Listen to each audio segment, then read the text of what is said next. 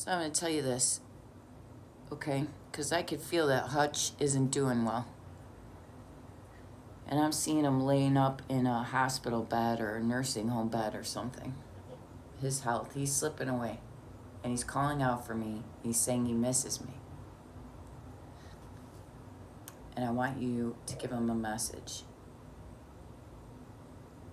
Tell him that he needs to confess that I am adopted. Confess that he took me to those military bases when I was a child and dropped me off and let them do that to me.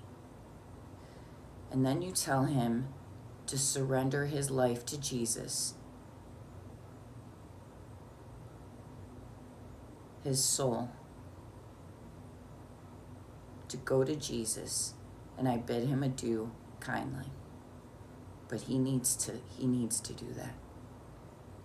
And someone needs to videotape it and throw it up on the fucking YouTubies. That's all I want to hear out of him. That's it.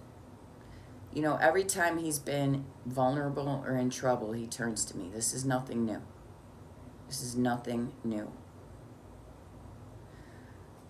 When he moved out of his apartment on Winchester, they sold the house underneath Mo because she wasn't maintaining it. She had squirrels in the roof and shit. It was fucking crazy. Overrun with mice. She wasn't repairing anything at all. It was dilapidated.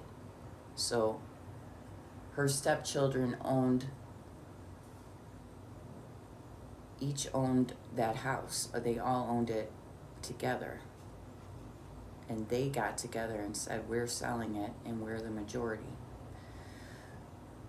And they didn't get, I think they got $40,000 for that house. It was that bad. Anyway, who moved them out of there? I did and Hannah did.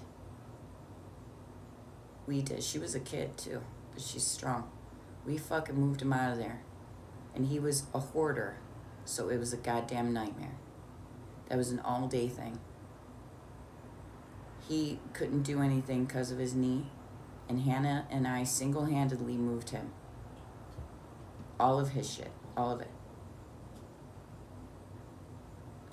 And threw away about fucking 75 hefty bags full of shit. Almost I had a pile going the width and half the height of the garage door of a 1.5 car garage in the alley. It was fucking crazy. When he went to the nursing home, I was working 3 13-hour shifts on the ambulance, and I was driving from Valparaiso, Indiana to Crestwood, Illinois, 4 days a week for 2 weeks while he was in rehab. When he went into surgery, I sat there with Hannah the entire fucking time that he was in surgery getting his knee replaced. I was there 4 days a week, was babysitting his dog, would bring his dog to the nursing home so they could visit, was bringing him whatever he needed. And then after that, a few years ago, he told me that I was never there. I was never at the nursing home. It was my brother who was never there. But I was there every day I was off. I was exhausted. Right after I got married, he told me that he had a gambling debt and he didn't know what the fuck he was going to do. Verbatim, he said that. You know, he never said the word fuck unless it was really bad. And I was like, all right. So I give him the fucking money. He never paid me back. And then turned around, I said, are you going to pay me back? And he's like, well, what about this and this and that I did for you? Well, you didn't say that though when you borrowed the money. When I lent you the money, you were like, I'll pay you back. You didn't say, well, this takes care of blah blah blah blahs I did for you fucking 3 years ago or some shit. You know what I mean?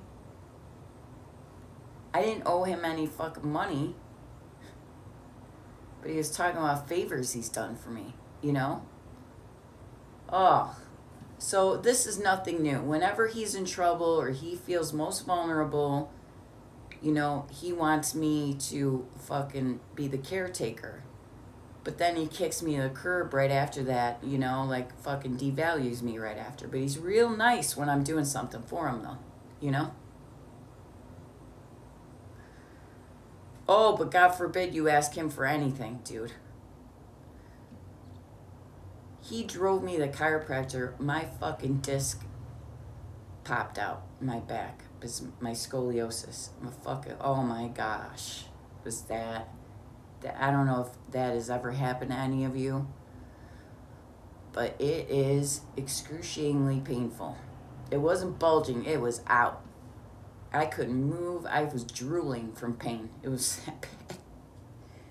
So he's got a stick shift sports car, and I drive stick shift, so I know that you could go easy on the gears, or you can, drive smoothly. And oh my God. He was shifting so fucking hard. I'm like, oh, please, stop. You're killing me. I told him, this hurts. Stop. Stop driving like that. He drove like that the whole way there because he was pissed off because he had to do something for me. Because I told him, fucking, I don't have a way there. Can you drive me? He had nothing to do. I wasn't inconveniencing him. He's just watching TV.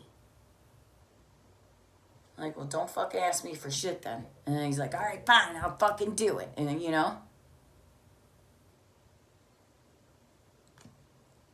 when I was beaten up by Johnny and my lung collapsed, they originally let me out of the hospital after 3 days.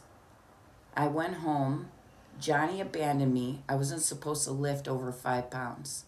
And I had my little Bichon Frise, who was 10 pounds, and he had to go outside, and he was old dog. He was 17 years old when he passed away a few years ago.